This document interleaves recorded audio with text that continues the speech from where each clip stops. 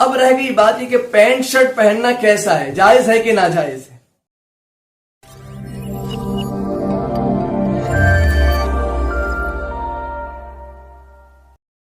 احمد اللہ رب العالمین واصلی واسلم علی سیدنا محمد وعلی آلہ واصحابہ اجمعین۔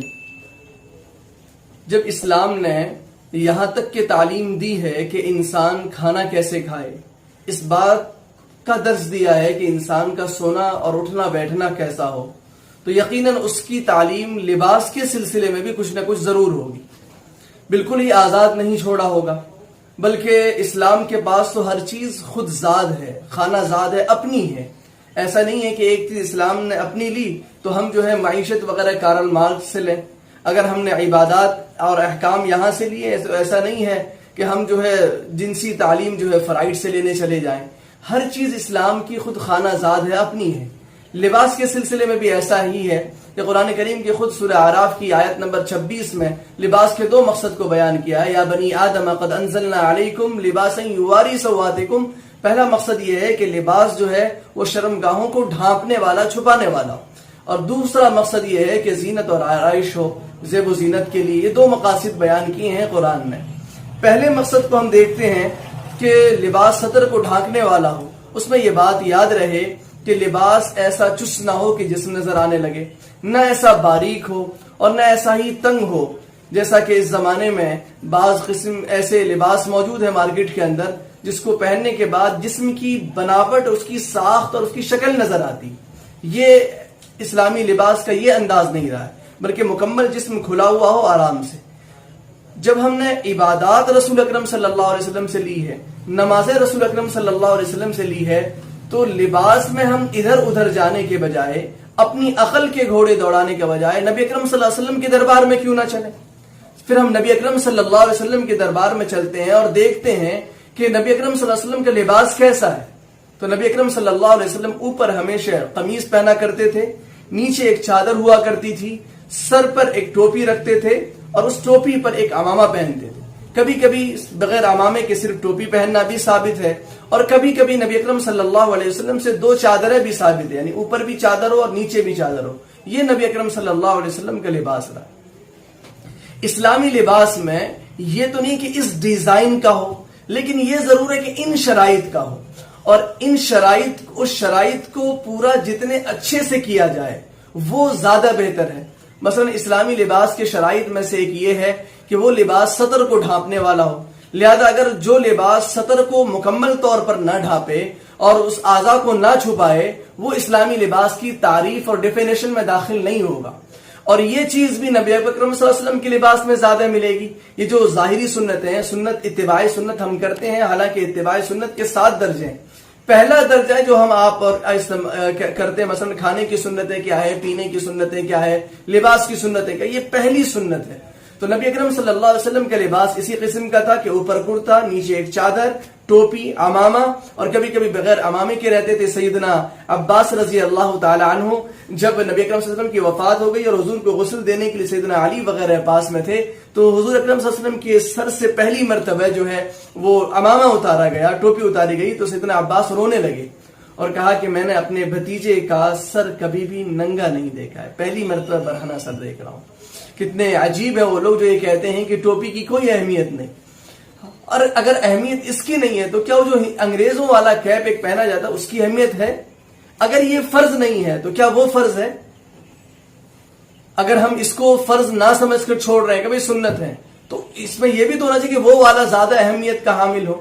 نبی اکرم صلی اللہ علیہ وسلم سے جو لوگ عشق رکھتے ہیں اور حقیقی اتباع کی کوشش میں لگے ہیں، ایسے بہت سے نوجوان اس زمانے میں بھی وہ کوشش کرتے ہیں، پوچھتے آ کر، بلکہ ایک صاحب نے تو یہاں تک پوچھا کہ نبی اکرم صلی اللہ علیہ وسلم کے جو لباس ہے، ہم 2 طرح کے اس وقت معاشرے میں کپڑے دیکھتے ہیں۔ ایک کپڑا وہ ہے جو ہمارے علماء پہنتے ہیں ہندوستان، پاکستان اور بنگلہ دیش کے، کہ عام طور پہ کپڑا جو ہے وہ چاک شدہ ہوتا ہے، دامن سے وہ 2 حصے الگ الگ ہوتے ہیں، اور عرب میں وہ جبے کی طرح ہوتا ہے۔ تو ایک نوجوان نے یہاں تک پوچھا کہ ان دونوں میں سے کون سا لباس سنت کے زیادہ قریب؟ اس کا جواب یہ ہے کہ جب ایک نارمل چلنے کی حالت ہے اور ایک دوڑ کی حالت ہے، یہ جو چاک شدہ دامن ہمارے یہاں پاکستان، ہندوستان میں رائج ہے، اس میں اگر کوئی دوڑنا شروع کرے تو پھر بے لباسی ہو جاتی ہے۔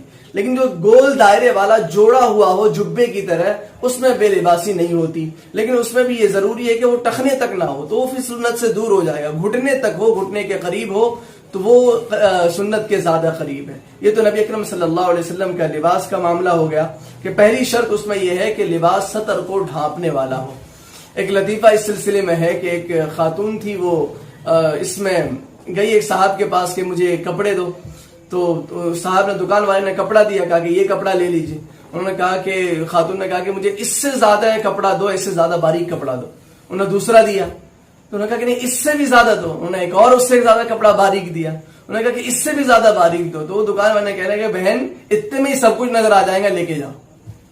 تو یہ ایک کہ لباس کا دوسرا پہلو جو ہمارے خواتین، خیر مردوں کے لباس کے احکام کچھ الگ ہیں، عورتوں کے کچھ الگ ہیں، بچوں کے کچھ الگ ہیں. جو مردوں کا لباس ہو وہ کس طرح کا ہو؟ مردوں کا لباس جو اصل ہے فرض وہ یہ ہے کہ ناف سے لے کر کے گھٹنے تک مکمل ہونے چاہیے. اس حصے کو کھولنا جائز نہیں ہے، درست نہیں ہے. یہ تو لازم حصہ ہو گیا. لیکن اس کے علاوہ جتنے بدن کو ڈھک لے اتنا اچھا ہے.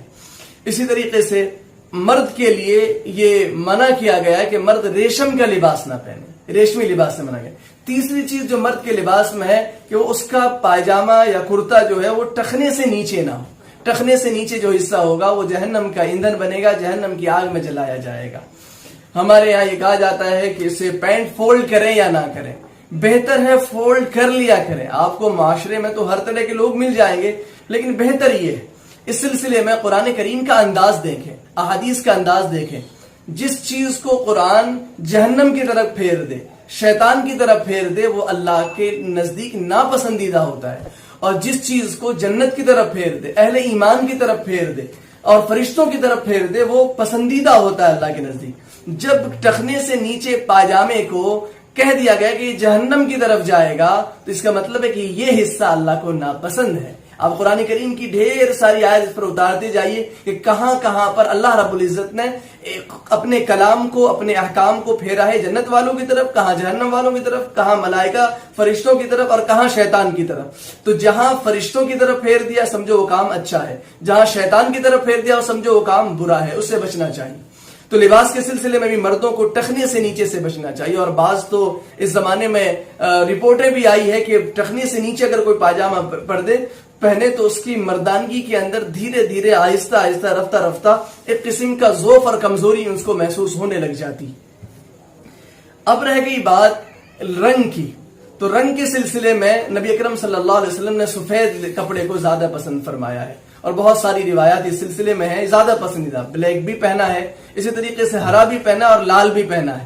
یہ چاروں روایتیں ثابت ہیں. انسان اپنی پسند کے لحاظ سے رنگ میں کوئی قید نہیں ہے، جو چاہے پہن لے، لیکن سفید زیادہ پسندیدہ ہے. حضور اکرم صلی اللہ علیہ وسلم نے کہا بھی ہے کہ سفید کو اختیار کرو، سفید کپڑا جو ہے زیادہ بہتر کپڑوں میں سے. رنگ کے بعد ایک بات آتی ہے کہ پھر عورتوں کا کپڑا کیسا. مردوں کے مقابلے میں عورتوں کے سطر کو زیادہ اسلام نے اہمیت دی ہے اور ان کو زیادہ ڈگنیٹی فراہم کی ہے، زیادہ وقار کے ساتھ، اور پوری آزادی دی ہے عورتوں کو کہ وہ جتنا زیادہ ممکن وہ اپنے جسم کو چھپا لیا کرے.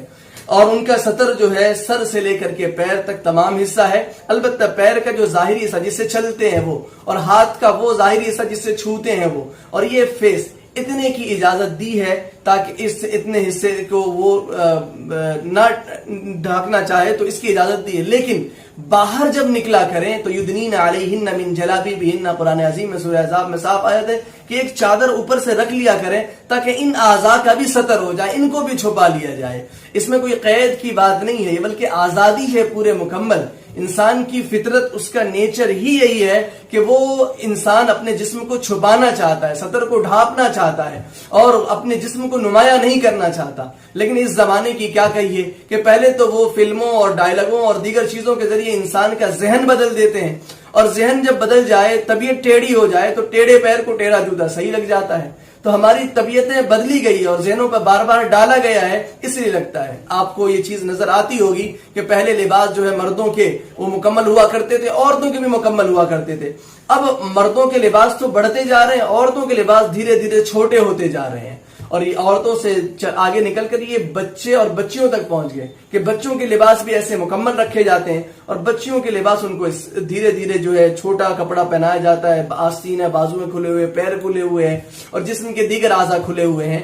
ہم مسلمان ہیں، اور ہم مسلمان زیادہ کوشش کریں گے قرآن کی آیتوں پر کتنا زیادہ عمل ہو جائے۔ اب بچپن سے اس بچے کے مزاج میں اگر بے پردگی ڈالیں گے، آگے چل کر کے وہ بے پردگی کا عادی بن جائے گا۔ بچپن سے اس کا مزاج پردے کا بنایا جائے تو آگے چل کر اس کو پردے کو قبول کرنے والا بن جائے گا۔ تو اپنے بچوں کو بھی جب لباس پہنایا کریں تو ساتر ہو، ڈھانکنے والا ہو، چھپانے والا ہو جسم کو، ایسا نہ ہو کہ جسم کو نمایاں کرنے والا ہو، اسے بچہ نہ سمجھے۔ جیسے ایک موبائل ہے، یہ ریکارڈ کر رہا ہے، ایسے ایک بچہ ہوتا ہے جو ہر ایکٹیویٹیز کو، ماں باپ کی ہر حرکت کو، ہر نقل کو بچہ ریکارڈ کر رہا ہوتا ہے۔ جب وہ 12-13 سال کا ہوگا تو وہی چیز اس ریکارڈنگ سے باہر آئے گی جو اس میں ریکارڈ کی گئی ہے۔ اس لیے یہ غفلت میں نہ رہے ماں باپ کہ ہم ریکارڈ کچھ کریں گے اور منظر کچھ اور دکھے گا۔ آپ نے ریکارڈ بے حیا کا بیج بویا ہوگا، حیا پائیں گے، بے حیائی کا بیج بوئیں گے تو بے حیائی پائیں گے۔ تو یہ بات یاد رہے کہ بچوں کے لباس بھی اچھے ہوں، ان کے بازو کھلے ہوئے نہ ہوں، ان کے پیر کھلے ہوئے نہ ہوں، جسم کے اور حصے نمایاں نہ ہوں۔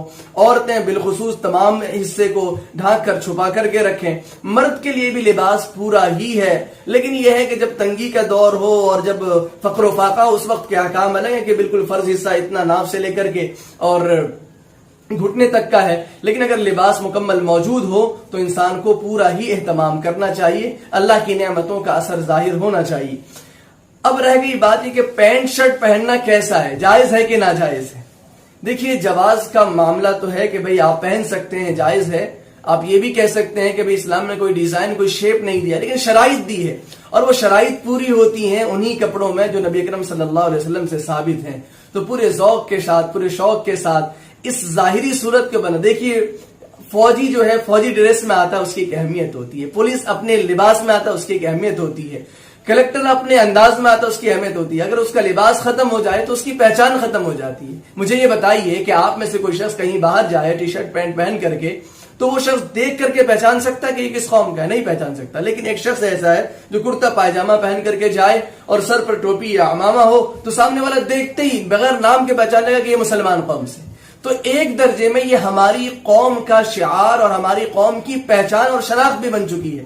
اس شناخت کو بچانا چاہیے۔ جیسے طیب اردگان ہے، دنیا میں کہیں بھی جاتے ہیں تو وہ اپنی ہی زبان بولتے ہیں، ٹرکش، دنیا کی کوئی اور دوسری زبان استعمال نہیں کرتے ہیں۔ اور اس زمانے میں ابھی آپ دیکھ رہے ہوں گے ہمارے ملک اگر کرتا پاجامے میں ہمارا جو ہے وقار ختم ہوتا یا ہم ہلکے پڑ جاتے یا ہماری عزتوں میں کوئی کمی آ جاتی تو ہمارے پردھان منتری کو، مودی جی کو دیکھ لیجئے کہ وہ ہر جگہ کرتا پاجامہ پہن کر جاتے ہیں، انہیں کوئی عار محسوس نہیں ہوتا، انہیں کوئی ذلت محسوس نہیں ہوتی، وہ فرض واجب کوئی نہیں سمجھتا ہے، بلکہ وہ بڑے شوق سے اس کو پہنتا ہے، بڑے مہنگے قسم کا پہنتا ہے۔